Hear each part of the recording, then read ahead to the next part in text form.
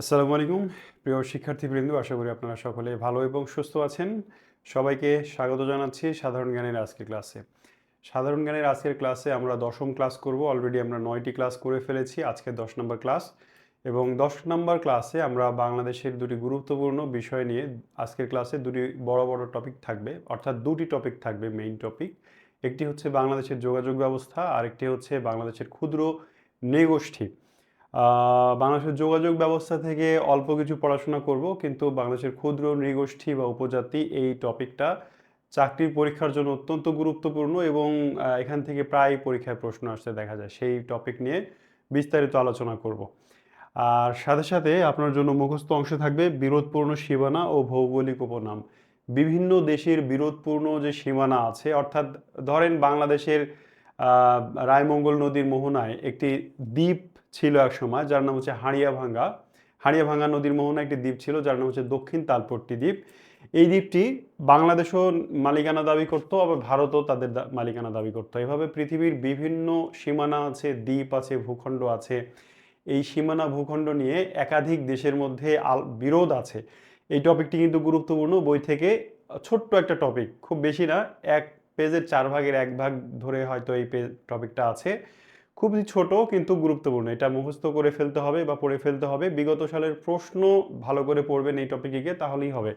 আর আছে ভৌগোলিক উপনাম। বিভিন্ন দেশে কিন্তু ভৌগোলিক উপনাম আছে, যেমন আমরা জানি ধীবরের দেশ নরওয়ে, সূর্যোদয়ের দেশ জাপান, নিশীথ সূর্যের দেশ নরওয়ে। এভাবে চমৎকার বিশ্বের বিভিন্ন দেশের কিছু ভৌগোলিক নাম আছে। এই নামগুলো পড়া খুবই সহজ, 1টা বা 1.5টা পৃষ্ঠা আছে, সকল বইয়ে আছে, এটা পড়ে নেবেন।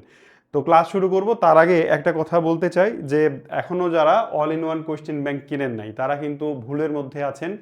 আপনারা সঠিক ডিসিশন নেন এবং বইটা কিনে ফেলেন। গত কয়েকদিন আগে শ্রম অধিদপ্তরে একটা পরীক্ষা হলো। সেখানে কিন্তু দেখেছেন, আমরা পোস্ট দিয়েছি।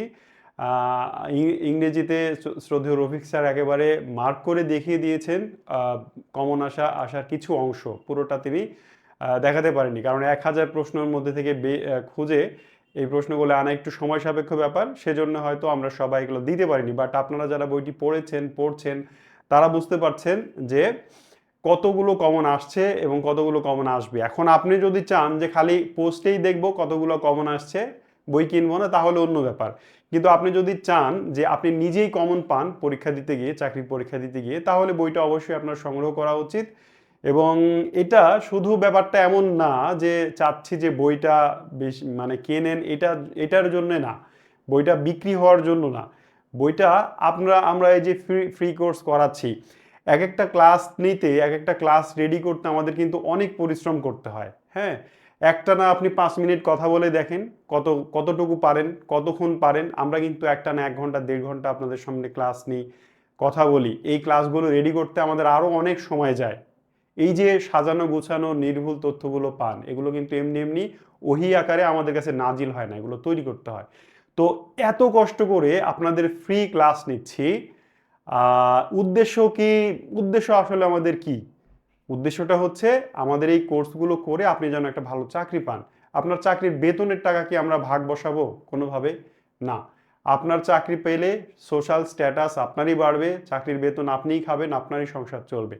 মাঝখান থেকে আমরা এই যে সামাজিক দায়বদ্ধতা থেকে এই কাজগুলো করছি, এবং এই প্রিপারেশনটা যেন 100% আপনার হয়, সেজন্যই বলছি বারবার যে বইটা কিনেন। যারা এখনো বই কিনেননি, বইটা নিয়ে নেন। খুবই অল্প দাম। চাকরির বাজারে আমিও তো পরীক্ষা দিয়েছি, 500 টাকার নিচে বই সাধারণত চাকরির পরীক্ষা হয় না। আর আমাদের এই বইটির মূল্য মাত্র, আপনাদের কথা বিবেচনা করে, কারণ ইংলিশ মজা অলওয়েজ মেধাবী কিন্তু দরিদ্র যারা, টাকার অভাবে যেন তাদের প্রিপারেশন থেমে না যায়, তাদের কথা চিন্তা করে। সো এই বইটার দাম এই জন্য কম রাখা হয়েছে, 350 টাকা। দ্রুত বইটা কিনে ফেলুন, সংগ্রহ করুন। কমেন্টে লিংক দেওয়া আছে কিভাবে কিনবেন। তাহলে শুরু করে দেব আজকের ক্লাস। আজকের ক্লাসের প্রথম অংশে থাকবে বাংলাদেশের পরিবহন ব্যবস্থা নিয়ে আলোচনা। এটা গুরুত্ব দিয়ে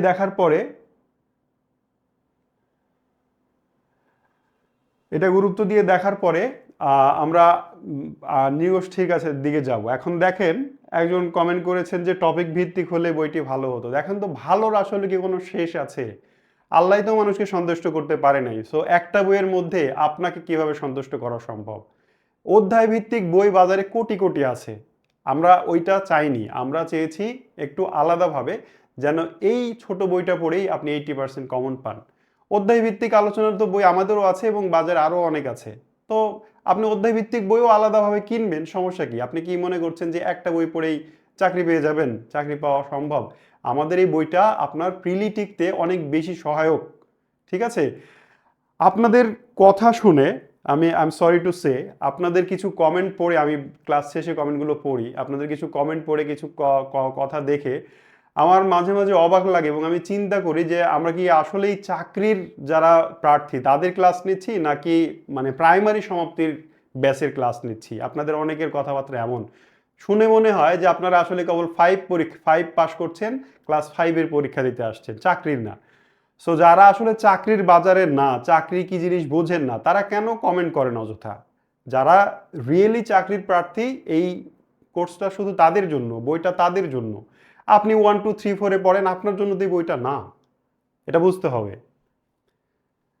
আচ্ছা, সামনে আগাই।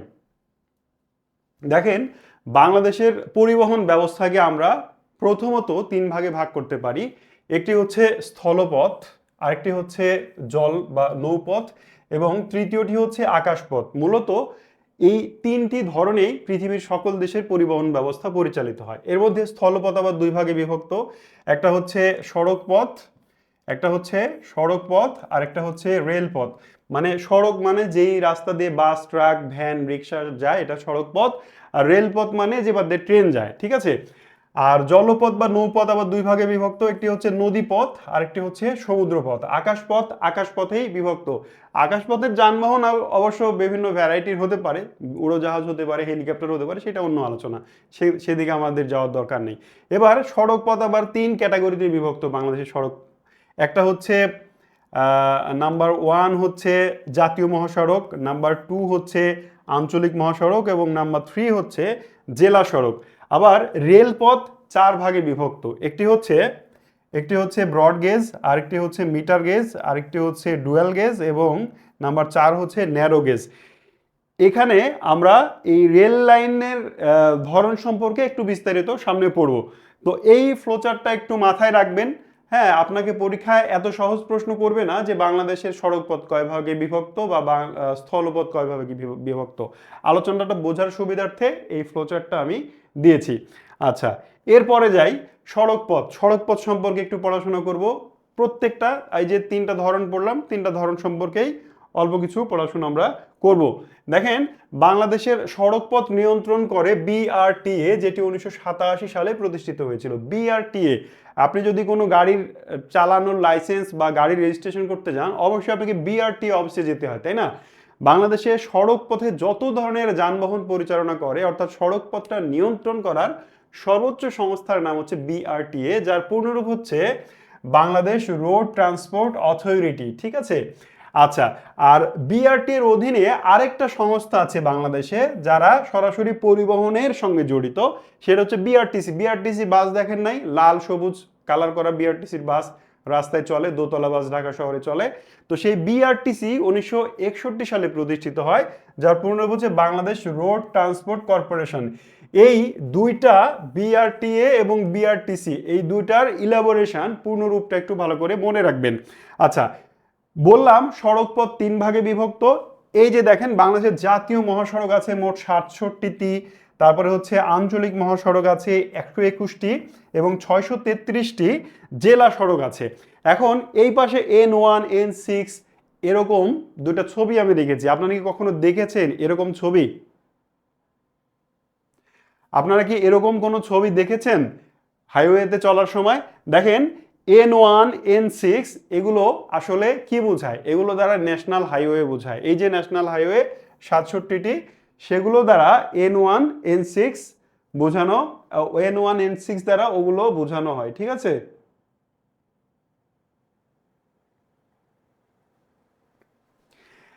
এই N1 ঢাকা ঢাকা চট্টগ্রাম রোডকে বোঝানো হয় N1, ঢাকা চট্টগ্রাম, হ্যাঁ।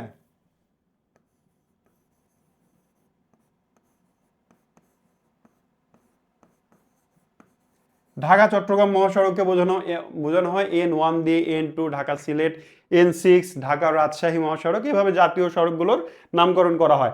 পরীক্ষায় মাঝে মধ্যে আসতে দেখা যায় যে N1 এ দ্বারা কি বোঝানো হয়, N6 N7 এরকম চিহ্ন দ্বারা আসলে কি বোঝানো হয়, এগুলো হচ্ছে মহাসড়কের নাম্বার, ঠিক আছে। আপনি যখন দেখবেন ঢাকা থেকে চট্টগ্রাম যাচ্ছেন, দেখবেন যে রাস্তায় বিভিন্ন জায়গায় সাইনবোর্ড বিলবোর্ড দেওয়া আছে N1। ঢাকা থেকে সিলেটে যাবেন পাবেন N2, ঢাকা থেকে রাজশাহীতে আসবেন N6, এভাবে 67টি আছে, ঠিক আছে। তো এরপরে আমরা কিছু সেতু সম্পর্কে, সড়ক পরিবহনের ওতপ্রোত একটা বড় মাধ্যম হচ্ছে সেতু। আমরা বাংলাদেশের কয়েকটা সেতু সম্পর্কে অল্প কিছু কথা জেনে নেব। পদ্মা সেতু একসময় মানে সড়ক পরিবহন আর যোগাযোগ ব্যবস্থার পড়াশোনা ইদানিং কমে গেছে। এর কারণ হচ্ছে বাংলাদেশে বর্তমানে যে সড়ক সেতু মেট্রো রেল বলেন যা আছে, তার অধিকাংশই বিগত 15 বছর শাসন করা আওয়ামী লীগ সরকারের হাতে তৈরি। হ্যাঁ, এখন তারা এটা কিভাবে করেছে, দুর্নীতি করেছে না ভালো নীতি করেছে সেটা অন্য আলোচনার বিষয়, কিন্তু এই যোগাযোগ মাধ্যমগুলো তাদের হাতে তৈরি বিধায় বর্তমানে এই সংক্রান্ত প্রশ্ন একটু কম আসছে। তো আমি এই জন্য পদ্মা সেতুকে বাদ দিয়ে দিয়েছি। একসময় পদ্মা সেতু থেকে প্রচুর প্রশ্ন আসতো, এখন আর আসবে না। যমুনা সেতু থেকে কিছু প্রশ্ন পুরাতন হলেও আবার ঘুরে আসছে। যেমন যমুনা সেতু কোথায় অবস্থিত? যমুনা নদীর উপরে ঢাকা টাঙ্গাইল মহাসড়কে। এর দৈর্ঘ্য 4.8 কিলোমিটার, 18.50 মিটার প্রশস্ত, 18.50। এর স্প্যান আছে 49টি আর পিলার আছে 50টি। অলওয়েজ মনে রাখবেন যে কোনো সেতুর পিলারের চেয়ে স্প্যানের সংখ্যা একটা কম হয়, কারণ দুইটা পিলারের মাথায় একটা স্প্যান থাকে, ঠিক আছে। তাহলে দেখেন তো, দুইটা স্প্যান বসাতে আমার কয়টা পিলার লাগছে? 3টা পিলার লাগছে। এই জন্যে পিলারের সংখ্যা অলওয়েজ স্প্যানের চেয়ে একটি বেশি হয়, ঠিক আছে। তো এটা হচ্ছে স্প্যান আর এগুলো হচ্ছে পিলার। 50টি পিলার আছে, 49টি স্প্যান আছে। এটি নির্মাণ হয়েছিল 1994 থেকে 98 সালের মধ্যে, এবং এখানে ডুয়েল গেজ রেল লাইন ছিল, বাট সেটা তুলে ফেলা হয়েছে, ঠিক আছে। সাম্প্রতিক এইখানে আরেকটা, এই যে যমুনা রেল সেতু তৈরি করা হয়েছে, এইটার জন্য এই সেতু থেকে রেল লাইনটা তুলে ফেলা হয়েছে, এটা আমরা সবাই জানি। জাস্ট যমুনা সেতু থেকে 3-4টা তথ্য দেখে রাখলেই হবে। এরপরে হার্ডিঞ্জ ব্রিজ আর লালন শাহ সেতু, দুটি পাশাপাশি অবস্থিত সেতু সম্পর্কে আমরা জেনে নিই। পদ্মা নদীর উপরে হার্ডিঞ্জ ব্রিজ আছে, এটা বাংলাদেশের দ্বিতীয় বৃহত্তম রেল সেতু। যমুনা নদীর উপরে রেল সেতু হওয়ার আগ পর্যন্ত এই হার্ডিঞ্জ ব্রিজই ছিল বাংলাদেশের দীর্ঘতম রেল সেতু। যখন যমুনা নদীর উপরে যমুনা রেল সেতু তৈরি হয়েছে,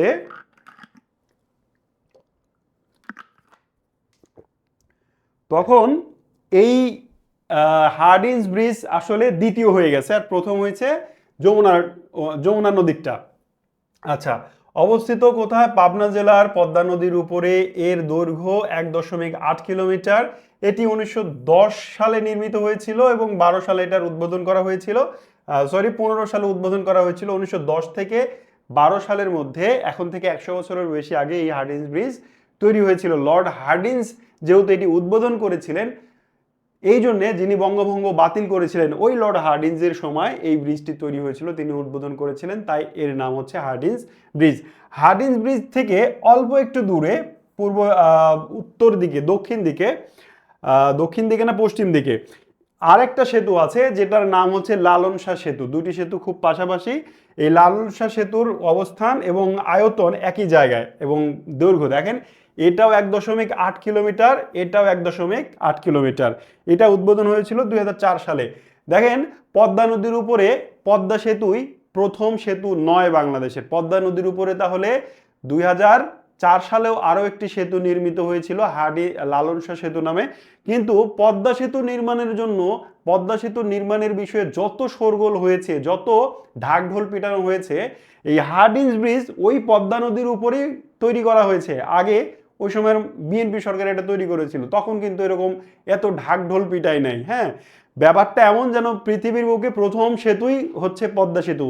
শোরগোলটা, ঢাকঢোলটা, ডামাডোলটা এমন ছিল।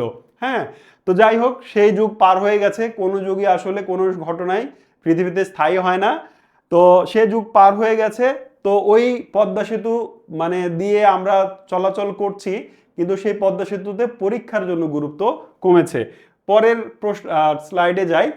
এই 2-3টা সেতু বাদে আর কয়েকটা সেতু আছে, এই সম্পর্কে একটু পড়ে নেবেন। হ্যাঁ, আমি এখানে বেশি সময় দিব না, এখানে বোঝার কিছু নাই, জাস্ট এই কয়েকটা তথ্য পড়ে নেবেন, কারণ আমার ডিটেল আলোচনা করার টপিক আরো সামনে আছে।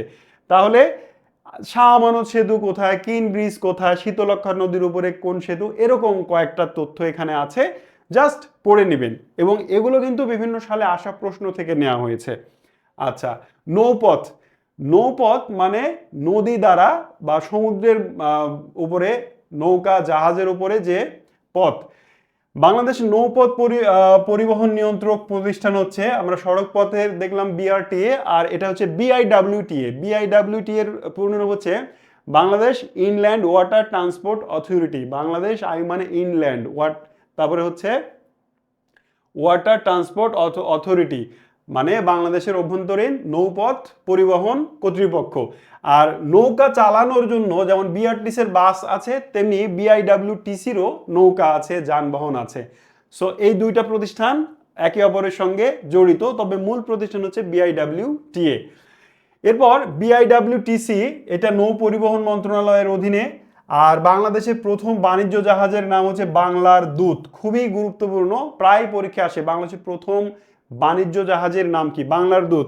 নদীপথে সরাসরি ঢাকার সংযোগ নেই।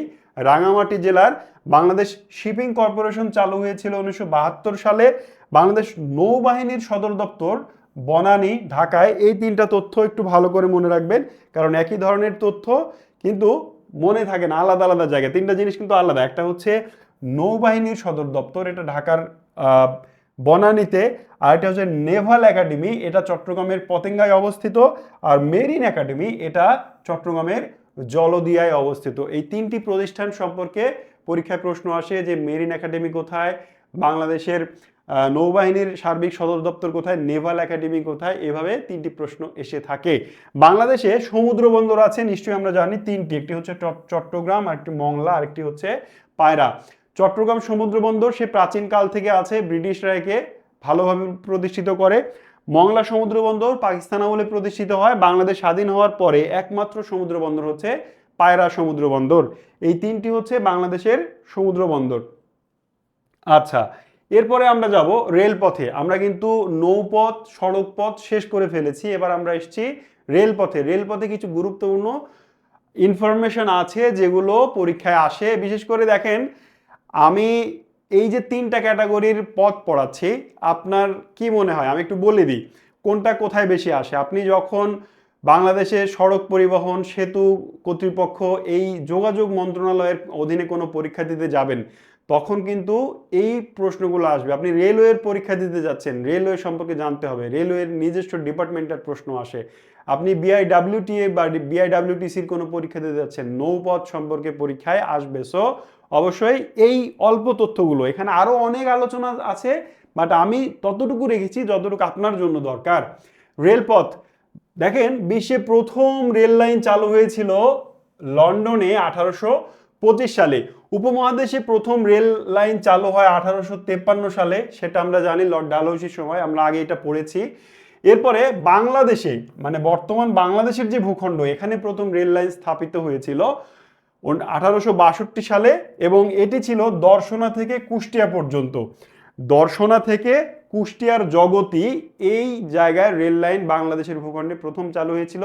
বাংলাদেশের প্রথম রেল স্টেশন কুষ্টিয়ার জগতি, কুষ্টিয়া শহরের খুবই কাছে। যারা কুষ্টিয়া এলাকায় বাড়ি তারা নিশ্চয়ই দেখেছেন, অনেকে সেখানে বেড়াতেও যান। তো যদি কেউ জগতি রেল স্টেশন দেখে থাকেন বা কুষ্টিয়া থেকে কেউ ক্লাস দেখে থাকেন তাহলে জানাবেন। এখন দেখেন, বাংলাদেশের রেলওয়ের সদর দপ্তর আসলে তিনটি। বাংলাদেশের রেলওয়ে মূলত দুই ভাগে বিভক্ত, রেলওয়ে পূর্বাঞ্চল আর হচ্ছে রেলওয়ে পশ্চিমাঞ্চল। রেলওয়ে পূর্বাঞ্চল হচ্ছে মানে যমুনা নদী থেকে শুরু করে পূর্ব দিকে, অর্থাৎ ঢাকা বিভাগ, ময়মনসিংহ বিভাগ, সিলেট বিভাগ, চট্টগ্রাম বিভাগ। ঠিক আছে, কি বললাম, ঢাকা, ময়মনসিংহ, সিলেট এবং চট্টগ্রাম, এই চারটি বিভাগের মধ্যে যে রেল যোগাযোগ আছে এগুলো রেলওয়ে পূর্ব এই সদর দপ্তরের আন্ডারে, যেটি চট্টগ্রামে অবস্থিত। রেলওয়ে পূর্বাঞ্চলের সদর দপ্তর তাহলে চট্টগ্রামে অবস্থিত।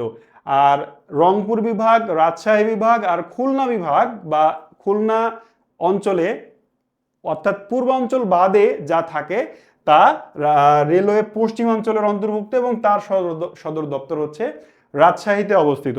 আর রেলওয়ের সার্বিক সদর দপ্তর হচ্ছে ঢাকায় অবস্থিত। আর বাংলাদেশের বৃহত্তম railway station Kamalapur railway station, যার স্থপতি বব বুই। ঠিক আছে, এই কয়েকটা জিনিস রেলওয়ে থেকে খুব বেশি আসে এবং এগুলো এগুলো আপনাকে অবশ্যই জানতে হবে। দেখেন আমি এখানে যে কয়েকটা মানে লাইন রেখেছি এগুলো অসংখ্যবার পরীক্ষায় এসছে, আরো অসংখ্যবার আসবে, সো একটাও বাদ দেবেন না, সব পড়বেন। এবার আমরা রেলওয়ে সম্পর্কে আরো কিছু তথ্য জানি। যেমন রেলওয়ের সর্ববৃহৎ কারখানা কোথায় অবস্থিত? খুবই গুরুত্বপূর্ণ প্রশ্ন।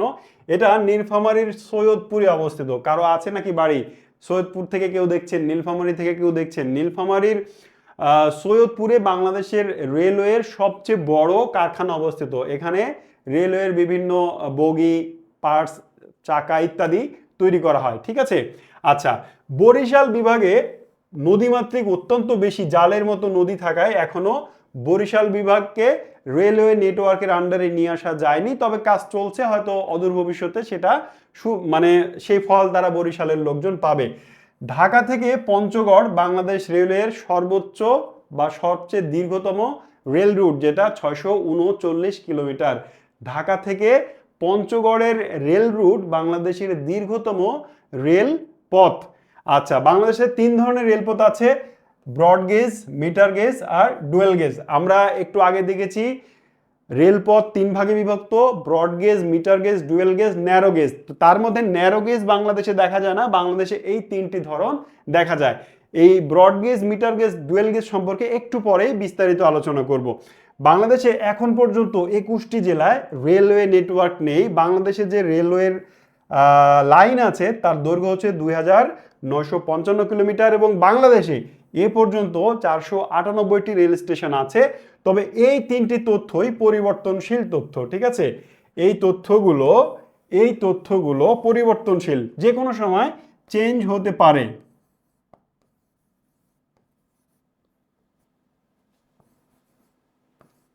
পরিবর্তনশীল তথ্য, ঠিক আছে, মনে রাখবেন এই তথ্যগুলো চেঞ্জ হতে পারে। আচ্ছা, এরপরে আমি বললাম যে রেলওয়ের 3টি ধরন যেটা বাংলাদেশে আছে সেটা আপনাকে দেখাবো, এটা অত্যন্ত গুরুত্বপূর্ণ। আপনাকে জিজ্ঞেস করবে ব্রড গেজ রেল লাইন সাধারণত কোন অঞ্চলে দেখা যায়? ওই যে পূর্বাঞ্চল আর পশ্চিমাঞ্চল বললাম না রেলওয়ের, এর মধ্যে পশ্চিমাঞ্চল অর্থাৎ রাজশাহী, রংপুর, খুলনা, এই 3টি বিভাগে রেল লাইন সাধারণত বা অধিকাংশই ব্রড গেজ। তো ব্রড গেজ মানে কি? এই যে রেলের 2টা লাইন, এটা তো চিনেন তাই না, ট্রেনের লাইনের এই যে লাইন, এই একটা লাইন, এই একটা লাইন, এর মধ্যে এই 2 লাইনের মধ্যে দূরত্বের পরিমাণ যদি 1.67 মিটার হয়, 1.67 মিটার, তাহলে এটাকে বলা হচ্ছে ব্রড গেজ। আপনি যদি আব্দুলপুর থেকে রাজশাহী আসেন তাহলে দেখবেন পুরো রেল লাইনটা একটাই, মানে এই 2টা লাইন সিঙ্গেল 2টা লাইন এবং দুটি অনেক দূরে দূরে অবস্থিত, এটা হচ্ছে ব্রড গেজ। ঠিক আছে, আরেকটা বাংলাদেশে এ পর্যন্ত ব্রড গেজ লাইনের পরিমাণ হচ্ছে 682 কিলোমিটার। আরেকটার নাম হচ্ছে মিটার গেজ, অর্থাৎ এই যে এটাও কিন্তু ওই রকমই প্রায়, এই 2টা লাইনের মাঝখানে দূরত্ব যদি জাস্ট 1 মিটার হয়, 1 মিটার হয়, তাহলে এইটার নাম হচ্ছে মিটার গেজ। এই দূরত্বটা হচ্ছে 1 মিটার। যদি দুটি রেল লাইনের মাঝখানে দূরত্ব 1 মিটার হয় তাহলে তাকে বলা হচ্ছে মিটার গেজ এবং বাংলাদেশে 1838 kilometre metre gauge rail line আছে। এরপর হচ্ছে ডুয়েল গেজ, যে রেল লাইনে এই ব্রড গেজ আর মিটার গেজ দুটাই আছে। যেমন দেখবেন কিছু রেল লাইনে কিছু কিছু জায়গায় এরকম দেখবেন একটা লাইন একা একা গেছে একটু দূরে দিয়ে, আর একটা লাইন দূরে আর তার কাছে আরেকটা লাইন, অর্থাৎ এক সাইডে পাশাপাশি 2টা লাইন, আরেক সাইডে একটা লাইন। এই দূরত্বে যেটা সেটা হচ্ছে ব্রড গেজের লাইন, আর কাছাকাছি যেটা সেটা হচ্ছে মিটার গেজের লাইন, অর্থাৎ পাশাপাশি অবস্থিত দুটি রেল লাইনের শেষটা এবং ওই পাশেরটা, এইটা হচ্ছে ব্রড গেজ লাইন। যদি বাংলাদেশে তো অনেক ট্রেন আছে, ধরেন ঢাকা থেকে রাজশাহীতে একটা ট্রেন আসতেছে, এই ট্রেনটা অলওয়েজ ব্রডগেজ দিয়ে চলবে, কারণ পুরের পর থেকে রাজশাহী চাঁপাইনবাবগঞ্জ পর্যন্ত শুধুই ব্রডগেজ লাইন। সো ঢাকা থেকে চাঁপাইনবাবগঞ্জ যায় হচ্ছে একটা ট্রেন বনলতা এক্সপ্রেস। এই বনলতা এক্সপ্রেস অবশ্যই ব্রডগেজ লাইন দিয়ে চলে। এবার আরও কিছু ট্রেন আছে ঢাকা থেকে, মনে করেন আব্দুলপুর হয়ে উত্তরাঞ্চল, পঞ্চগড়, নীলফামারী, রংপুর, বগুড়া এই অঞ্চলে যায়। তো এই অঞ্চলের লাইন ন্যারো গেজ, কি বলে, মিটার গেজ আর ব্রড গেজ দুটাই আছে। তার মানে এই ডুয়াল গেজ রাখার কারণ এটাই যে এই লাইন দিয়ে ব্রড গেজের মিটারও ট্রেনও চলতে পারবে, আবার মিটার গেজের ট্রেনও চলতে পারবে। এতটুকুই জাস্ট বোঝার, ঠিক আছে? এই হচ্ছে বাংলাদেশের 3 ধরনের লাইন। বাংলাদেশের ন্যারো গেজ নাই। ন্যারো গেজ হচ্ছে 1 মিটারেরও কম দূরত্বে যে দুটি লাইন থাকে তাকে ন্যারো গেজ বলে, বাংলাদেশে সেটি নেই। এরপরে হচ্ছে আকাশপথ। আমরা একটু আকাশপথে ঘুরে আসবো এবার। শেষ বিকেলের মেয়ে বলছে আজকেই জানলাম প্রথম।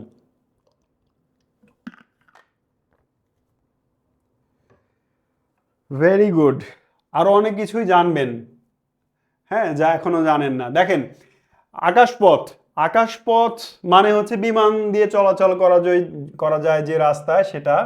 এই আকাশপথের বিমান সংস্থার বর্তমান নাম বিমান বাংলাদেশ এয়ারলাইন্স, যেটি 1972 সালের 4 জানুয়ারি প্রতিষ্ঠিত হয়েছিল। এর কিন্তু একটা স্লোগান আছে, যেটি হচ্ছে your home in the sky, আকাশেই শান্তির নীড়। ঠিক আছে? বাংলাদেশ বিমানের প্রতীক কি? এটি প্রায় পরীক্ষায় আসতে দেখা যায়, বলাকা। বলাকা, এই যে এটা বাংলাদেশ বিমানের প্রতীক হচ্ছে বলাকা। এটা, এই যে বলাকা, বলাকা মানে পাখি, বক, সারস পাখিকে বলা হয় বক, কি বলে, বলাকা। বাংলাদেশ বিমানে এয়ারলাইন্সের ড্রিম লাইনার বর্তমানে 7টি আছে। ড্রিম লাইনার হচ্ছে বড় ধরনের বিমান, হ্যাঁ, বিমানের মধ্যে একটা ধরন বড় বিমান, এটি আছে 7টি। এগুলো আগে খুবই বেশি আসতো, যে নিচের কোনটি ড্রিম লাইনার বা ড্রিম লাইনার নয়, এভাবে আসতো। নামগুলো দেখেন: আকাশ বিনা, গাংচিল, হংসবালা, রাজহাঁস, অচিন পাখি, সোনার তরী, ধ্রুবতারা। সুন্দর নাম না? এইগুলো কিন্তু এই 7টি যে ড্রিম লাইনার আছে বাংলাদেশে, এই 7টি বিমানের নাম। একবার দেখে রাখবেন। এখন খুব বেশি এটা আসে না, তবে একসময় খুব আসতো, কারণ শেখ হাসিনার হাত দিয়ে এই বিমানগুলো কেনা হয়েছিল। আচ্ছা, বাংলাদেশে আন্তর্জাতিক বিমানবন্দর 3টি। বাংলাদেশে এখন পর্যন্ত আন্তর্জাতিক বিমানবন্দর 3টি: ঢাকা, চট্টগ্রাম, সিলেট। ঢাকায় বিমানবন্দরের নাম কি আমরা সবাই জানি, হযরত শাহজালাল আন্তর্জাতিক বিমানবন্দর। কিন্তু চট্টগ্রাম আর সিলেটের বিমানবন্দরের নাম হয়তো অনেকেই জানি না, প্রায় পরীক্ষা আসতে দেখা যায়। যে চট্টগ্রামের বিমানবন্দরের নাম কি? শাহ আমানত আন্তর্জাতিক বিমানবন্দর। চট্টগ্রামে স্টেডিয়াম আছে, সেটারও নাম শাহ আমানত স্টেডিয়াম। চট্টগ্রামে কর্ণফুলী নদীর উপরে যে ব্রিজ আছে তার নামও শাহ আমানত সেতু। তার মানে চট্টগ্রামে কোনো, মানে শাহ আমানত শুনলেই বুঝবেন ওটা চট্টগ্রামে, ঠিক আছে? সিলেটে ওসমানী বিমানবন্দর। ওসমানী বিমানবন্দর সিলেটে হওয়ার কারণ কি বলেন তো? মুক্তিযুদ্ধের সেনাপতি এম.এ.জি. ওসমানী, তিনি সিলেটের মানুষ, এই জন্য তার নামে নামকরণ করা হয়েছে। কক্সবাজার বিমানবন্দরকে আন্তর্জাতিক, অন্তর্বর্তী সরকারের সময় আন্তর্জাতিক বিমানবন্দর হিসেবে ঘোষণা করা হলেও সেটি এখনো বাস্তবায়িত হয়নি। এজন্য এখন পর্যন্ত বাংলাদেশে আন্তর্জাতিক বিমানবন্দরের সংখ্যা 3টি। ভবিষ্যতে এটা বাড়তে পারে, কারণ শোনা যাচ্ছে যে বগুড়া বাংলাদেশের রাজধানী হতে যাচ্ছে অচিরেই, এবং বগুড়ায় হচ্ছে একটা আন্তর্জাতিক বিমানবন্দর তৈরি হতে যাচ্ছে। মানে রাজধানী হতে যাচ্ছে, এটা আমি রূপক অর্থে বললাম। অনেকে আবার ভাববেন যে স্যার আবার এটা কি তথ্য দিলেন। হ্যাঁ, আমরা ক্ষমতার পালাবদলের প্রেক্ষিতে দেখি বাংলাদেশের কোনো অঞ্চল কখনো বেশি গুরুত্ব পায়, আবার কোনো অঞ্চল কখনো গুরুত্ব থেকে হারিয়ে যায়, যেটা চরম একটা দুঃখজনক বিষয় আমাদের জন্য। একটা সরকার আসলো, তার বাপ দাদার বাড়ি বগুড়ায়, এজন্য বগুড়ার প্রচুর উন্নতি হবে, অন্য কোনো জেলার উন্নতি হবে না তেমন। ইভেন অন্য আশেপাশের জেলায় যে গুরুত্বপূর্ণ প্রতিষ্ঠানগুলো আছে সেগুলো এনে বগুড়ায় জড়ো করতে হবে। আবার আর একটা সরকার আসবে, তার বাপ দাদার বাড়ি গোপালগঞ্জ, এজন্য গোপালগঞ্জে সকল উন্নতি হবে। এইটা বাংলাদেশের রাজনৈতিক হীনমন্যতার পরিচয়। উন্নতি বাংলাদেশের প্রতিটি কোণে কোণেই হোক, যেখানে যেটা প্রয়োজন সেখানে সেটাই করা হোক, এটাই আমাদের কাম্য, তাই না? কোনো একটি বিশেষ জেলা, বিশেষ জায়গাকে বিশেষ প্রাধান্য দিয়ে অপ্রয়োজনীয় সুযোগ সুবিধা বা এক্সট্রা সুযোগ সুবিধা বা অপ্রয়োজনীয় ইনফ্রাস্ট্রাকচার তৈরি করে রাষ্ট্রীয় সম্পদ নষ্ট করা নৈতিকতার পরিপন্থী, তাই না? আচ্ছা, দেখি বাংলাদেশের অভ্যন্তরীণ বিমানবন্দর কয়টি আছে। বাংলাদেশে 3টি আন্তর্জাতিক বিমানবন্দর ছাড়াও আরও 8টি অভ্যন্তরীণ বিমানবন্দর আছে, যেমন ঢাকা, চট্টগ্রাম, সিলেট, রাজশাহী, কক্সবাজার, যশোর, বরিশাল, সৈয়দপুর। এগুলোর মধ্যে এই তিনটা ইন্টারন্যাশনাল প্লাস অভ্যন্তরীণ, আর এগুলো শুধুই অভ্যন্তরীণ। রাজশাহী থেকে বা সৈয়দপুর থেকে বা যশোর বিমানবন্দর থেকে কোনো বিমান ভারতে বা পাকিস্তানে বা লন্ডনে গেছে এরকম কোনো ইতিহাস নেই, তাই না? কারণ এগুলো অভ্যন্তরীণ, আন্তর্জাতিক ফ্লাইট চলে না। আচ্ছা, এরপরে আমরা সামনে যাই। বাংলাদেশ বিমানের প্রথম ফ্লাইট ছিল ঢাকা লন্ডন ঢাকা, সেটি ছিল 4 মার্চ 1972 সালে, যেটা বিমান বাংলাদেশের প্রতিষ্ঠা দিবস হিসেবে পালন করা হয়। কানিজ ফাতেমা রোকসানা, তিনি বাংলাদেশ বিমানের প্রথম মহিলা পাইলট। এই কানিজ ফাতেমা রোকসানা 1984 সালের 5ই আগস্ট চট্টগ্রাম থেকে ঢাকায় বিমান নিয়ে ফেরার পথে ঢাকায় বিমানবন্দরে পৌঁছানোর কিছু পূর্বে বিমান দুর্ঘটনায় পতিত হন এবং তিনি সহ আরও 49 জন বিমানের যাত্রী নিহত হন। বাংলাদেশের প্রথম মহিলা পাইলট তিনি কানিজ ফাতেমা রোকসানা, তার ডাকনাম যদি ভুল না করে থাকি তিতলি। তো পরীক্ষা এটা অনেক আসে, এখন অনেকে হয়তো জানেন না যে তার পরিণতি কি হয়েছিল। তিনি আসলে 1984 সালের 5ই আগস্ট বিমান দুর্ঘটনায় নিহত হয়েছিলেন। আচ্ছা, বাংলাদেশ বিমান বাহিনীর সদর দপ্তর ঢাকায়। বাংলাদেশ বিমান বাহিনীর ট্রেনিং সেক্টর অবস্থিত যশোরে। প্রথম বেসরকারি বিমান সংস্থা অ্যারো বেঙ্গল এয়ারলাইন্স, যেটি 1995 সালে প্রতিষ্ঠিত হয়। বাংলাদেশ বিমান আন্তর্জাতিক রুট পরিচালনা করে 17টি রুটে, ঠিক আছে। এখন ইউএস বাংলা এয়ারলাইন্স বা আরও দু একটা হচ্ছে যে বেসরকারি বিমান সংস্থা আছে, বাট অ্যারো বেঙ্গল হচ্ছে প্রথম ছিল, সেজন্য এই তথ্যটা এখানে রাখা হয়েছে। এরপরে যাই, বাংলাদেশের ফ্লাইওভার। আমরা কিন্তু এখনো বাংলাদেশের পরিবহন ও যোগাযোগের মধ্যেই আছি। কয়েকটা ফ্লাইওভার নিয়ে হ্যাঁ, অনেকে রংপুরের কথা বলছেন। এটা ওই যে আমাদের মানে রাজনৈতিক হীনমন্যতা, রাজনৈতিক দৈন্যতার কারণে এটা হয়ে থাকে। ধরেন আমি যদি প্রধানমন্ত্রী হই, তাহলে আমি আমার জেলা শহরে, আমি আমার বিভাগীয় শহরের ব্যাপক উন্নতি করব, যেটা হয়তো প্রয়োজন নেই, যেটা হয়তো অন্য কোনো জায়গায় হওয়া প্রয়োজন ছিল। এরকম মানে হীনমন্যতা আমাদের আছে, থাকবে, এটা কথা বলে লাভ নাই। আমরা ফ্লাইওভারে ফিরে আসি। মহাখালী ফ্লাইওভার নির্মাণ কাজ সমাপ্তির ভিত্তিতে, বিসিএস এ প্রশ্ন এসেছিল, নির্মাণ কাজ সমাপ্তির ভিত্তিতে বাংলাদেশের প্রথম ফ্লাইওভার কোনটি? নির্মাণ কাজ সমাপ্ত হয়েছিল, তার ভিত্তিতে বাংলাদেশের প্রথম ফ্লাইওভার হচ্ছে মহাখালী ফ্লাইওভার। যারা ঢাকার মহাখালী থেকে কি বলে যে ঢাকার মহাখালী অঞ্চলে গেছেন, তারা দেখবেন মহাখালী অঞ্চলে ফ্লাইওভার আছে, যেটা দৈর্ঘ্য হচ্ছে 1.12 কিলোমিটার, 1 কিলোমিটারের চেয়ে একটু বেশি। তো এই হচ্ছে মহাখালী ফ্লাইওভার, পরীক্ষায় আসবে। মহাখালী ফ্লাইওভার মানে নির্মাণ সমাপ্তির দিক দিয়ে বাংলাদেশের প্রথম ফ্লাইওভার কোনটি, দৈর্ঘ্য কত সালে নির্মিত হয়েছিল? খিলগাঁও ফ্লাইওভার নির্মাণ কাজ শুরুর দিক দিয়ে, এটা হচ্ছে নির্মাণ কাজ শেষের দিক দিয়ে, আর এটা হচ্ছে শুরু হয়েছিল প্রথম এই খিলগাঁও ফ্লাইওভার সমাপ্তির দিক দিয়ে দ্বিতীয় ফ্লাইওভার। মানে মহাখালীর ফ্লাইওভার যেহেতু ছোট, তাই আগে এটা শেষ হয়ে গিয়েছিল, আর এটা বড় হওয়ার কারণে দেখেন 1.9 কিলোমিটার, মানে 2 কিলোমিটারের চেয়ে একটু কম। উদ্বোধন করা হয় 2005 সালে। এই যে পাশে আমি ছবি দিয়ে রেখেছি, এটা হচ্ছে মহাখালী ফ্লাইওভার, আর এটা হচ্ছে খিলগাঁও ফ্লাইওভার। এরপরে হচ্ছে মেয়র মোহাম্মদ হানিফ ফ্লাইওভার, যেটা ঢাকার যাত্রাবাড়িতে অবস্থিত। ঢাকার যাত্রাবাড়ি অঞ্চলে যারা আছেন, তারা প্রতিনিয়ত এই ফ্লাইওভারটা দেখে থাকেন, এই ফ্লাইওভারটা অতিক্রম করে থাকেন। আমি একবার একটা পরীক্ষা দিতে গিয়ে এই মেয়র মোহাম্মদ হানিফ ফ্লাইওভার পুরোটা হেঁটে গুলিস্তানে গেছিলাম। শুধু গুলিস্তানে না, আমার থাকার জায়গা ছিল গুলশান 1 থেকে কোনো একটা হরতাল বা অবরোধ চলছিল, গাড়ির স্ট্রাইক চলছিল। তো আমি গুলশানে 1-এ ছিলাম, সেখান থেকে যাত্রাবাড়ির দানিয়া নামে একটা কলেজ আছে, হ্যাঁ দানিয়া নামে একটা কলেজ আছে, দানিয়াতে মানে কলেজটার নাম মনে না, তো দানিয়া কলেজ সম্ভবত। ওইখানে পরীক্ষা ছিল, সিএনজি পেয়েছিলাম যাওয়ার সময়, কোনো রকম তাড়া ছিল, অনেক টাকা দিয়ে ভাড়া দিয়ে সেই পরীক্ষা দিতে গিয়েছিলাম। পরীক্ষা দেওয়ার পরে পরীক্ষাটা আসলে আশানুরূপ ভালো হয়েছিল না, মন খারাপ হয়েছিল। গাড়ি ঘোড়া নাই, আর অতিরিক্ত এত টাকা দিয়ে সিএনজি ভাড়া করে আমার গুলশান 1-এ আসতে আর ইচ্ছা করছিল না, এজন্য আমি হেঁটেই রওনা দিয়েছিলাম। তো আমি জানি না যে ফ্লাইওভারে চললে, এই ফ্লাইওভারটা মনে করেছি মহাখালীর মতো হয়তো ছোট, সামনে গিয়ে নেমে পড়বো, আমার ওই এলাকায় কম যাওয়া ছিল তখন। তো যাই হোক, ফ্লাইওভারে উঠে পড়লাম, হাঁটি হাঁটি, ফ্লাইওভার আর শেষ হয় না, গুলিস্তান চলে গেলাম, তারপরে নামলাম ফ্লাইওভার থেকে, কারণ একবার ফ্লাইওভারে যখন উঠে পড়েছি আর তো নামার রাস্তা নাই, তাই না?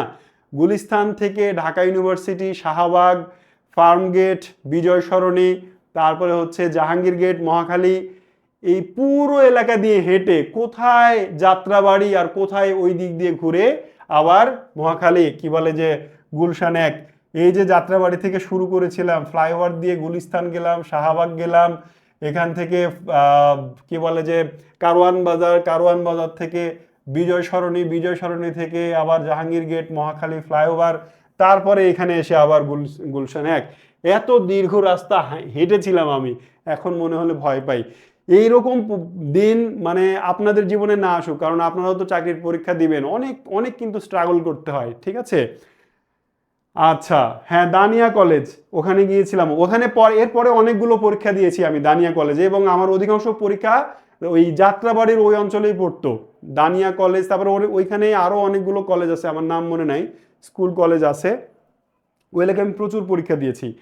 আচ্ছা, যাই হোক, মেয়র মোহাম্মদ হানিফ ফ্লাইওভার, তাহলে যাত্রাবাড়ি, এত বড় গল্প বললাম যেন ওটা মনে থাকে। হ্যাঁ, যাত্রাবাড়িতে মেয়র মোহাম্মদ হানিফ ফ্লাইওভার। আচ্ছা, পরেরটা হচ্ছে কুড়িল ফ্লাইওভার, এটা বাংলাদেশের সবচেয়ে সুন্দর ফ্লাইওভার আমার আমার দেখা, একেবারে আঁকা আঁকা বাঁকা পেঁচালো একটা ফ্লাইওভার। এটা 3.1 কিলোমিটার দীর্ঘ, ঢাকার প্রথম বহুমুখী ফ্লাইওভার হচ্ছে এই কুড়িল ফ্লাইওভার। তো এই ফ্লাইওভারগুলো সম্পর্কে যে ছোট ছোট তথ্য দিলাম, মাথায় রাখার চেষ্টা করবেন, এখান থেকে কিন্তু পরীক্ষায় প্রশ্ন আসে। আমরা অন্য আরেকটা টপিকে যাব, আজকের দিনের সবচেয়ে গুরুত্বপূর্ণ টপিক, সেটা হচ্ছে যে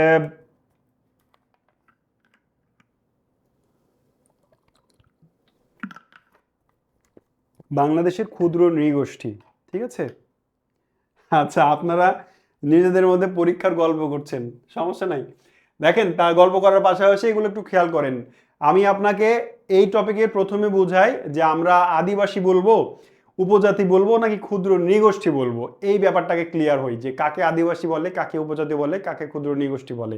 দেখেন, আদিবাসী, আদিবাসী মানে আগে থেকে বসবাস করে আসছে যারা, সহজ কথায় তারা আদিবাসী।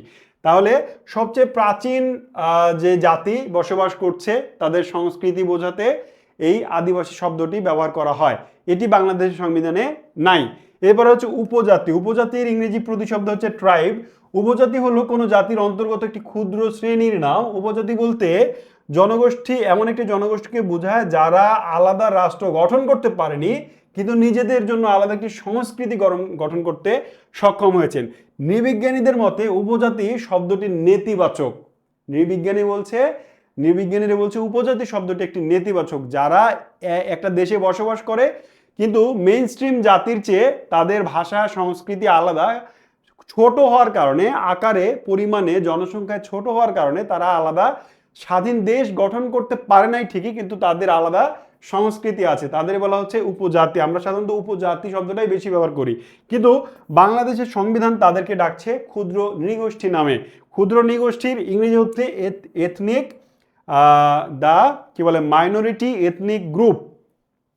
এটা ওই রকমই যে একটা দেশে তারা বসবাস করে, তাদের জনসংখ্যায় কম, কিন্তু তারা মূল গোষ্ঠীর চেয়ে, ওই দেশের মূল জাতির চেয়ে, মূল গোষ্ঠীর চেয়ে জনসংখ্যায় কম, কিন্তু তাদের ভাষা, সংস্কৃতি, কালচার ইত্যাদি সব আলাদা, তাদেরকে ক্ষুদ্র নৃগোষ্ঠী বলা হচ্ছে। এবং বাংলাদেশের সংবিধানে 2010 সালে উপজাতির পরিবর্তে ক্ষুদ্র নৃগোষ্ঠী শব্দটি ব্যবহার করা হয়েছে।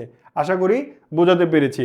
আচ্ছা, এবার উপজাতি সম্পর্কে বেসিক কিছু তথ্য আমরা জানবো। বাংলাদেশে উপজাতির সংখ্যা, আমি পরীক্ষা ক্লাসে পড়ানোর সুবিধার্থে, উচ্চারণের সুবিধার্থে ক্ষুদ্র নৃগোষ্ঠী বলতে যেহেতু বেশি সময় ব্যয় হচ্ছে, তাই আমি উপজাতি বলছি, আমরা এটা বলি ইউজ টু, ঠিক আছে? কিন্তু আসলে ফ্যাক্ট কোনটা সেটা আমি আগেই আপনাদের দেখালাম। আচ্ছা, দেখেন, বাংলাদেশে আপনাকে দেখেন কোটি টাকা দামের একটা প্রশ্ন বলছি, বাংলাদেশে উপজাতির সংখ্যা কত, এটা কোটি টাকা দামের একটা প্রশ্ন। প্রিভিয়াস কোশ্চেন খুলে দেখেন কতবার কত পরীক্ষা এসছে। বাংলাদেশে দুইটা পরিসংখ্যান আছে, একটা হচ্ছে জনশুমারি, সরকারি গেজেট এবং জনশুমারি 2022 অনুযায়ী বাংলাদেশে উপজাতির সংখ্যা 50টি, আর পার্বত্য চট্টগ্রাম পরিষদের রিপোর্ট অনুযায়ী এ সংখ্যা 48টি, দুটোই সঠিক। পরীক্ষায় যদি অপশনে থেকে 50টি 48টি দুটি থাকে তাহলে অবশ্যই 50টি অ্যান্সার করবেন, আর যদি থাকে 50টি তাহলে 50টি, আর 48 থাকলে 48টি। যদি দুটিই থাকে তাহলে অবশ্যই এটিকে অ্যান্সার করবেন, কারণ সরকারের গেজেট হচ্ছে বড় এই দুটার মধ্যে, ঠিক আছে। আচ্ছা দেখেন, বাংলাদেশে বসবাসকারী উপজাতির জনসংখ্যা 16,50,159 জন। এটা আদমশুমারি বা জনশুমারি 2022 অনুযায়ী, ষষ্ঠ জনশুমারি অনুযায়ী। এই উপজাতির সংখ্যা বাংলাদেশের মোট জনগোষ্ঠীর 1%। বাংলাদেশে যে 17 কোটি জনগণ আছে তার মধ্যে উপজাতি মাত্র 1%, যার সংখ্যাটা 16,50,159 জন। আচ্ছা, বাংলাদেশের বৃহত্তম উপজাতি কোনটি? দেখেন, বাংলাদেশে সবচেয়ে বেশি মানুষ বসবাস করে চাকমাদের, মানে উপজাতিদের মধ্যে সবচেয়ে লোক সংখ্যা বেশি চাকমা, দ্বিতীয় মারমা, তৃতীয় ত্রিপুরা, আর চতুর্থ হচ্ছে সাঁওতাল। এই সিরিয়ালটা মনে রাখবেন, খুবই গুরুত্বপূর্ণ। আপনাকে জিজ্ঞেস করবে বাংলাদেশের বৃহত্তম উপজাতি কোনটি, দ্বিতীয় বৃহত্তম উপজাতি কোনটি, জনসংখ্যার ভিত্তিতে জিজ্ঞেস করবে। বাংলাদেশের একমাত্র মুসলিম উপজাতি পাঙ্গন, কোটি টাকা দামের প্রশ্ন, ঠিক আছে। এটাও আপনাকে এতবার পরীক্ষা জিজ্ঞেস করবে, বিভিন্ন পরীক্ষায় ঘুরে ফিরে পাবেন বাংলাদেশের একমাত্র মুসলিম উপজাতি কোনটি। এই যে 50টি বা 48টি উপজাতি আছে, এরা কেউই ইসলাম ধর্মের অনুসারী নয়, শুধু পাঙ্গন ছাড়া। পাঙ্গন একমাত্র উপজাতি যারা ইসলাম ধর্মের অনুসারী, অন্যরা বৌদ্ধ, খ্রিস্টান, হিন্দু, আরো অনেক ধর্মের অনুসারী আছেন। আচ্ছা, মাতৃতান্ত্রিক উপজাতি আছে বাংলাদেশের দুইটি, একটা হচ্ছে খাসিয়া আর একটি হচ্ছে গারো। এটাকে আমরা মনে রাখবো, খা গা মা, তার মানে খায়ে খাসিয়া আর গায়ে গারো। এটা হচ্ছে মা মানে মাতৃতান্ত্রিক, ঠিক আছে। মা মানে কি? মাতৃতান্ত্রিক। এই মা মানে আবার মারমা ভাইবে বসেন না, তাহলে তিনটি হয়ে যাবে। মনে রাখবেন, খাগামা বাংলাদেশের দুটি মাতৃতান্ত্রিক উপজাতি। মাতৃতান্ত্রিক মানে কি? যে পরিবারের মাই প্রধান, যে পরিবারের মাই প্রেসিডেন্ট, যে পরিবারের মাই মাতব্বর, সেটা হচ্ছে মাতৃপ্রধান উপজাতি বা মানে গোষ্ঠী। প্র্যাকটিক্যালি একটু চিন্তা করেন তো, মানে নিজের ফ্যামিলির দিকে তাকান সবাই। আপনার ফ্যামিলিতে আপনার বাবা প্রধান নাকি মা প্রধান?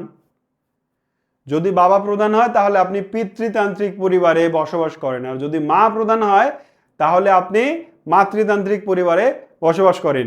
এইবার যদি ব্যাপারটা এমন হয় যে সাংবিধানিকভাবে রাষ্ট্রপতি যেমন সকল ক্ষমতা কি বলে যে রাষ্ট্রের প্রধান, ঠিক একইভাবে সাংবিধানিকভাবে বাবা বাড়ির প্রধান, পরিবারের প্রধান হলেও প্র্যাকটিক্যালি পরিবারের প্রধানমন্ত্রী বা সকল ক্ষমতার উৎস মায়ের হাতেই। বাবা মায়ের অনুমতি ছাড়া, অর্থাৎ আপনার বাড়িতে সাংবিধানিকভাবে আপনার বাবাই বাড়ির প্রধান, হ্যাঁ, তো তারই সিদ্ধান্তে সবকিছু চলে, কিন্তু প্র্যাকটিক্যালি তিনি সকল সিদ্ধান্ত আপনার মায়ের সঙ্গে পরামর্শ করেই অথবা তার অনুমতি নিয়েই মানে নিয়ে থাকেন। এই জন্যে আমাদের বাংলাদেশের প্রত্যেকটা পরিবার, কি হিন্দু, মুসলিম, বৌদ্ধ, খ্রিস্টান, উপজাতি আর অনুপজাতি, বাঙালি বলে কিছু নাই, বাংলাদেশের প্রায় প্রত্যেকটা পরিবার সাংবিধানিকভাবে পিতৃতান্ত্রিক আর প্র্যাকটিক্যালি বাস্তবিকভাবে মাতৃতান্ত্রিক, তাই না? তো এটাই হচ্ছে বাস্তবতা। আচ্ছা, তো যাই হোক, পরে যাই। বাংলাদেশ সবচেয়ে বেশি উপজাতি বসবাস করে চট্টগ্রাম বিভাগে, আর সবচেয়ে বেশি কম উপজাতি বসবাস করে বরিশাল বিভাগে। আমি গতকাল সাম্প্রতিক এই তথ্যটি দিয়েছি, বাংলাদেশে সবচেয়ে বেশি উপজাতি কোথায় বসবাস করে আর কম উপজাতি কোথায় বসবাস করে। একজন দেখলাম আমার পোস্ট শেয়ার করেছে এবং সেখানে একটা কমেন্ট এসছে যে বাংলাদেশের সবচেয়ে কম উপজাতি তো খুলনায় বসবাস করে। না, ভুল। আমি একেবারে জরিপ প্রথম আলোর নিউজ দেখে দিয়েছি গতকাল। বাংলাদেশের সবচেয়ে কম উপজাতি বসবাস করে বরিশাল বিভাগে 4,000 সামথিং, আর চট্টগ্রাম বিভাগে 9 লাখ প্লাস উপজাতি বসবাস করে, আর খুলনায় সংখ্যাটা একটু বেশি, হ্যাঁ, বরিশালের চেয়ে কিছু বেশি, তবে বরিশাল সবচেয়ে কম। আচ্ছা, উপজাতিদের জীবনধারা, আমরা এবার স্পেসিফিক কয়েকটি উপজাতিদের সম্পর্কে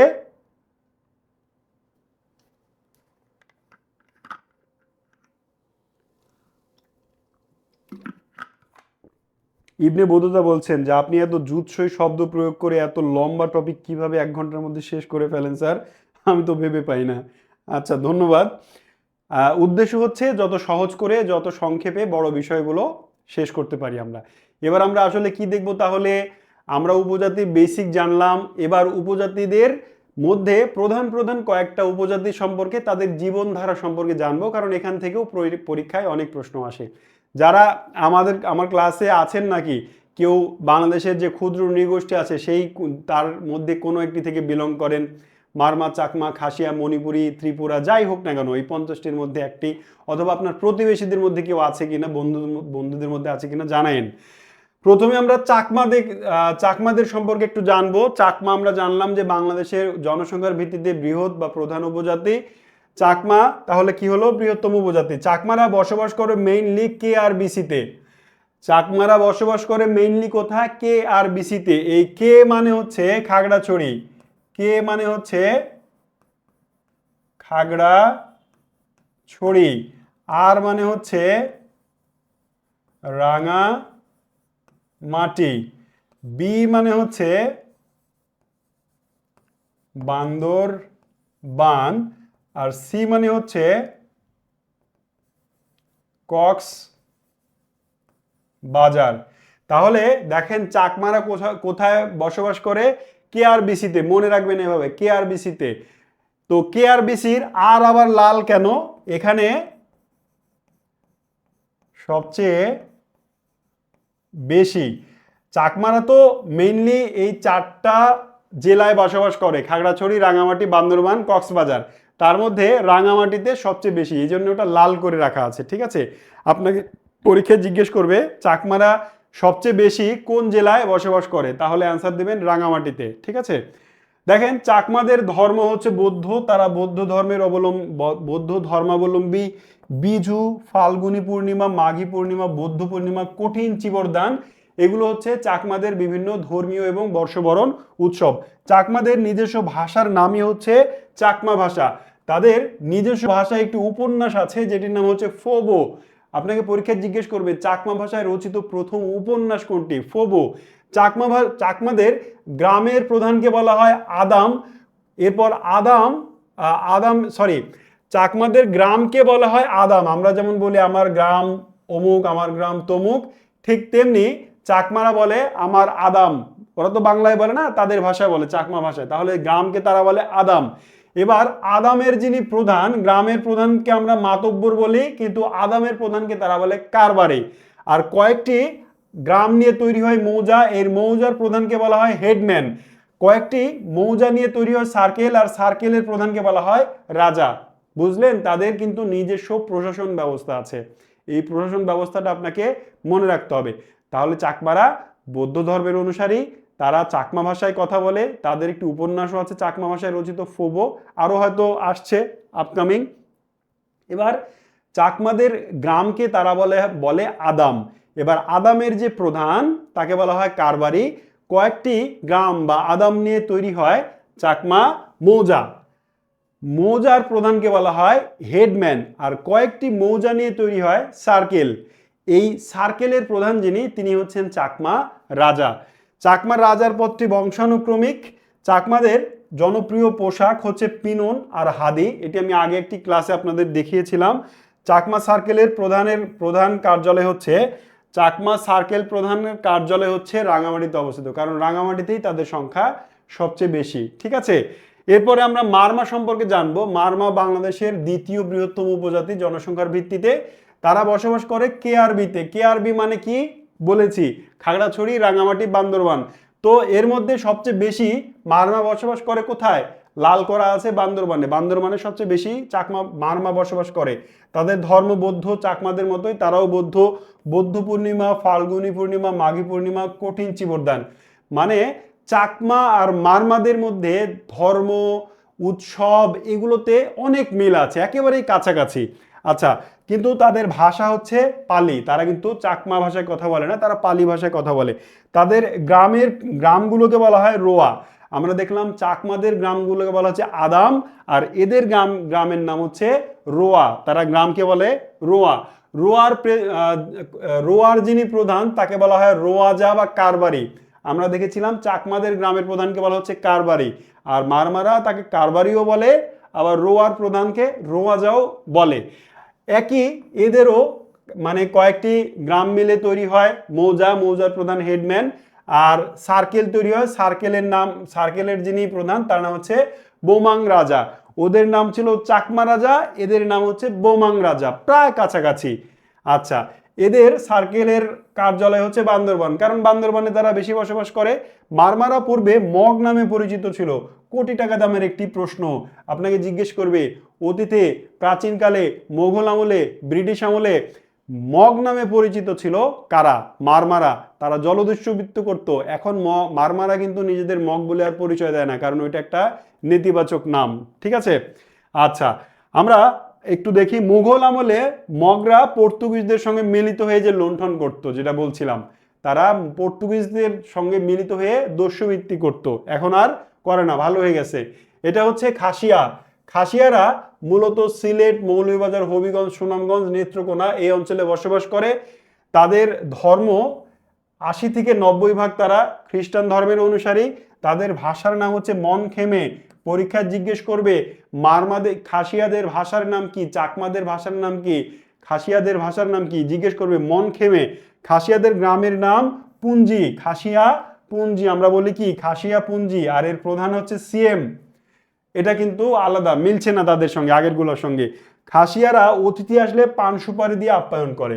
এবার আপনার মনে হইতে পারে এটা আবার মানে এমন কোনো কি তথ্য হইলো, বাড়িতে অতিথি গেছে পান সুপারি দিয়ে আপ্যায়ন করে, করুক, তাতে সমস্যা কি? সমস্যা কিছুই না, এটা তাদের কালচার। তার চেয়ে বড় কথা পরীক্ষায় আসবে, পরীক্ষায় জিজ্ঞেস করবে নিচের কোন উপজাতি পান মানে আত্মীয় গেলে, অতিথি গেলে তাদের পান সুপারি দিয়ে আপ্যায়ন করে? আমরা সাধারণত মানে দেখি যে শহরে শহরে যদি বড় মানে শহরে বাসায় যদি কোনো গেস্ট আসে, তাহলে সাধারণত তাকে চা, তারপরে হচ্ছে বিস্কিট, কফি, এগুলো দিয়ে প্রাথমিক আপ্যায়ন করা হয়। ক্ষেত্র বিশেষে ফল, নুডলস, পাস্তা, হ্যাঁ, বার্গার, এগুলোও দেওয়া হয় নাস্তাতে। আবার গ্রামে আপনি যখন বেড়াতে যাবেন কারো বাড়িতে, বাঙালিদের সাধারণ গ্রামে যদি যান, তাহলে বিস্কিট, চানাচুর এগুলো দিয়ে নাস্তা দিতে পছন্দ করে, তারা নাস্তা দেয়। কিন্তু আপনি যদি কোনো খাসিয়া মানে সম্প্রদায়ের কারো বাড়িতে বেড়াতে যান, তাহলে আপনাকে তারা পান সুপারি খাইতে দিবে, এটাই তাদের ট্র্যাডিশন। সো এটা পরীক্ষায় আসে, মনে রাখবেন। আচ্ছা, আমরা এর পরে দেখি কি আছে। গারো। গারোরা বসবাস করে মেইনলি ময়মনসিংহ, হবিগঞ্জ, নেত্রকোনা। গারো ময়না হবি না, এটা হচ্ছে মনে রাখার কৌশল। মানে গারোকে আপনি বলছেন ময়না হবি, সে বলছে না। তার মানে ময়না মানে ময়মনসিংহ, হবি মানে হবিগঞ্জ, আর না মানে নেত্রকোনা। এখানে বসবাস করে গারোরা। ভালো লাগলে একটু মুখস্থ করে, না লাগলে বাদ। আচ্ছা, খ্রিস্টান ধর্মের অবলম্বী তারা, প্রায় 99% খ্রিস্টান ধর্মের অবলম্বী।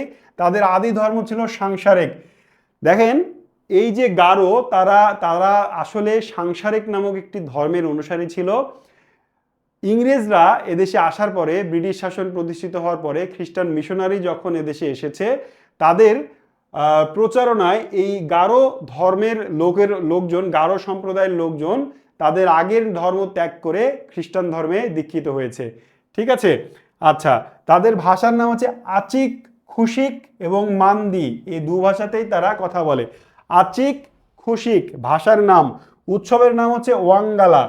সবগুলো উৎসব, সবগুলো ভাষা আমি আলাদা আরেকটা স্লাইডে রেখেছি আপনার বোঝার সুবিধার্থে, এত টেনশন নেওয়ার কারণ নাই, একবারে বেশি দুইবার বলছি না। সাঁওতাল। সমতলে বসবাসকারী বৃহত্তম উপজাতি হচ্ছে সাঁওতাল। সিরিয়ালি জনসংখ্যার ভিত্তিতে সাঁওতাল বাংলাদেশের চতুর্থ বৃহত্তম উপজাতি। আর যদি বলি সমতল ভূমিতে, পাহাড়ে না, অন্যান্য উপজাতি এতক্ষণ আমরা যারা যেগুলো দেখলাম, মারমা, চাকমা, খাসিয়া, গারো, তারা মূলত পাহাড়ি অঞ্চলে বসবাস করে। সাঁওতালরা বসবাস করে সমতল অঞ্চলে, রাজশাহী, রংপুর, নীলফামারী, দিনাজপুর এই অঞ্চলে। ঠিক আছে। তো এরা ধর্মে হিন্দু এবং খ্রিস্টান, তারা আগে হিন্দু ধর্মের অনুসারী ছিল এবং ইদানিং তারা খ্রিস্টান ধর্মে অনেকেই দীক্ষিত হয়েছেন। তাদের ভাষার নাম হচ্ছে মুন্ডারি বা সাঁওতালি। তাদের উৎসব হচ্ছে সোহরাই। ঝুমুর হচ্ছে তাদের বিখ্যাত নৃত্য। তাদের গ্রামের প্রধানের নাম হচ্ছে মাঝি বা মাঝি হারাম। মাঝিও বলা হয়, আবার মাঝি হারামও বলে তাদের গ্রামের প্রধানকে। এই এই জিনিসগুলো আসলে সবই গুরুত্বপূর্ণ। ঠিক আছে। একসাথে যেহেতু আলাদা স্লাইড দেখাবো আমি, এজন্য আর সময় নিচ্ছি না। অঞ্চলভিত্তিক অন্যান্য উপজাতি, এই কয়েকটা পেজ, আমি 2টা পেজ রেখেছি আপনার জন্য, জাস্ট মুখস্থ করার জন্যই। আপনি এখান থেকে দেখে নেবেন যে কোন উপজাতি কোথায় মেইনলি বসবাস করে। এখন দেখেন, আরেকটা কথা মনে পড়লো আমার, এটা এটা দিতে গিয়ে আমি একদিন দেখলাম যে কেউ একজন কমেন্ট করছেন যে স্যার এত পড়া দেন, এত কিছু কি পড়া যায়? তো আপনাকে আমি একটা প্রশ্ন রাখি, যারা বলেন যে স্যার এত পড়া,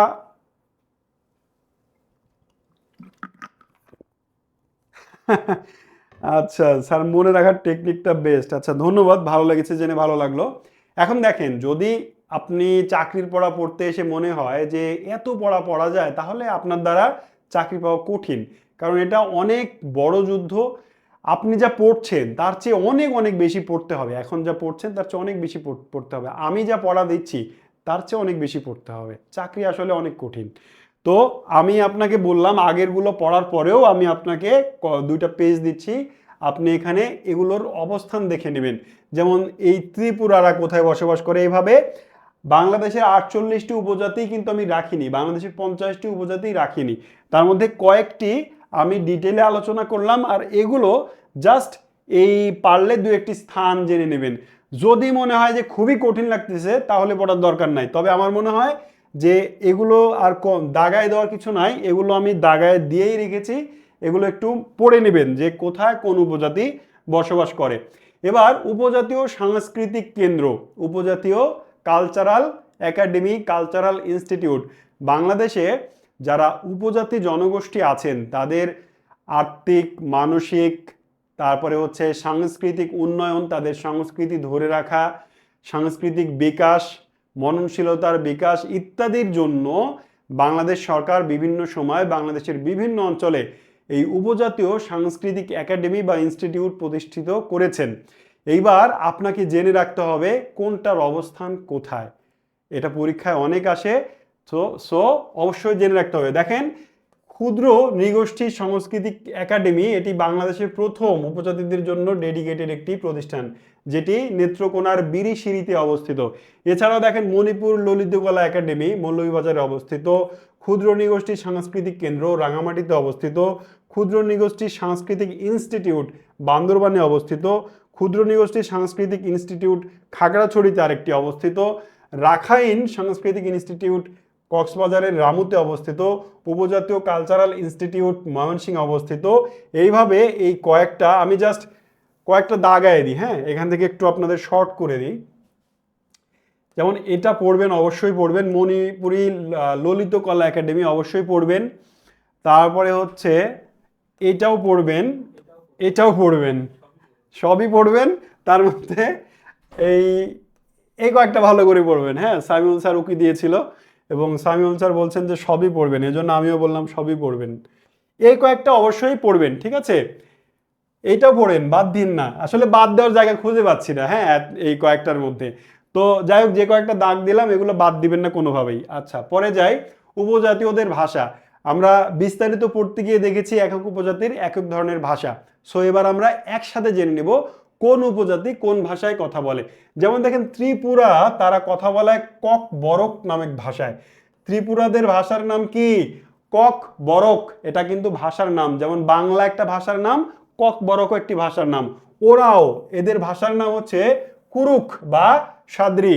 তারপরে খাসিয়াদের ভাষার নাম মনখেমে, সেটা আমরা দেখলাম। এখানে কিন্তু একটাও বাদ দিবেন না আল্লাহর ওয়াস্তে, ঠিক আছে?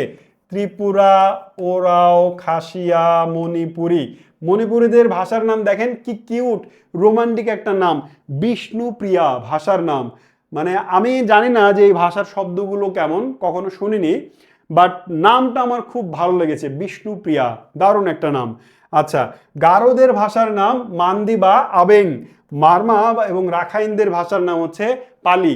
এই পেজটা একেবারে নিজের নাম যেভাবে মনে রাখেন, কখনো ভুলে যান না, নিজের বাবার নাম মায়ের নাম যেমনি কখনো ভুলেন না, এইভাবে এই পেজটা মনে রাখবেন, একটাও ভুলবেন না। এখান থেকে দেখেন প্রিভিয়াস বিভিন্ন বছরে এখান থেকে অনেক প্রশ্ন এসেছে, প্রত্যেকটাই। পরে যাই তাদের উৎসব। উপজাতিদের উৎসব খুবই গুরুত্বপূর্ণ একটা টপিক, এখান থেকে প্রশ্ন আসবেই। কি কি আসবে একটু দেখি।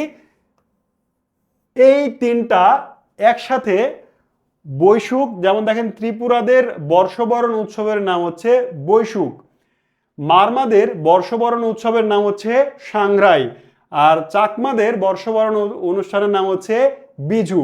এইবার এই তিনটা অনুষ্ঠানকে একসাথে নিয়ে সরকার নতুন একটা অনুষ্ঠান করেছিল যার নাম হচ্ছে বৈশাবী, যার নাম হচ্ছে বৈশাবী। বই মানে হচ্ছে এই যে বৈশুক, সা মানে হচ্ছে এই সাংরাই, আর বি মানে বিজু। এই তিনটা অনুষ্ঠানকে, তিনটাই যেহেতু বর্ষবরণ উৎসব, আর তিনটি উপজাতি প্রায় কাছাকাছি বসবাস করে, তাদের সংস্কৃতিও প্রায় একই, এই জন্য সরকারিভাবে এই তিনটা অনুষ্ঠানকে একসাথে বৈশাখী নামে পালনের সিদ্ধান্ত নিয়েছিল। তো আপনাকে জিজ্ঞেস করবে বৈশাখীর বই মানে কি, সা মানে কি, বি মানে কি, অথবা এগুলো কি নামে পরিচিত, অথবা আপনাকে জিজ্ঞেস করবে ত্রিপুরাদের অনুষ্ঠানের নাম কি, বৈশাখী। এবার আমি আপনাকে সহজ একটি উপায় বলে দিই, আপনি কিভাবে মনে রাখবেন বৈশাখী, এদের মধ্যে বৈশুক কার অনুষ্ঠান, তারপরে হচ্ছে সাংরাই কাদের অনুষ্ঠান, বিজু কাদের অনুষ্ঠান।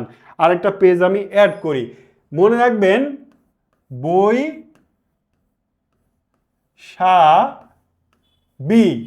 ঠিক আছে। এই বই মানে আমরা দেখেছি বৈশুক, সা মানে হচ্ছে সাংরাই, আর বি মানে বিজু, আগের পেজ থেকে বুঝে নেবেন। এইখানে মনে রাখবেন মা চা, আগের লাইনে আপনি মনে রাখবেন, জাস্ট মনে রাখবেন বই সাবি, পরের লাইনে আপনি মনে রাখবেন মা চা। এই মানে হচ্ছে ত্রিপুরা, মা মানে হচ্ছে মারমা, আর চা মানে হচ্ছে চাকমা।